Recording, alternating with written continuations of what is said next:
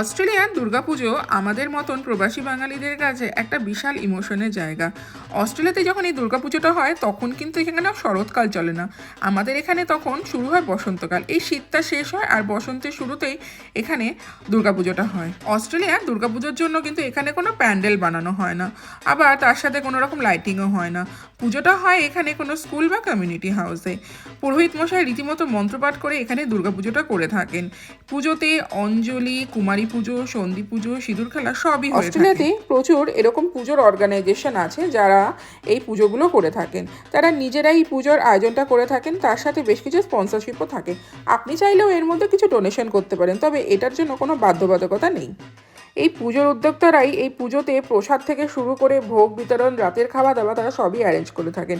আর জানেন, এখানে কিন্তু দুর্গা ঠাকুর পুজো হওয়ার পর বিসর্জন দেওয়া হয় না। ঠাকুরকে আবার যত্ন করে তুলে রাখা হয় যাতে পরের বার আবার তাকে পুজো করা যায়।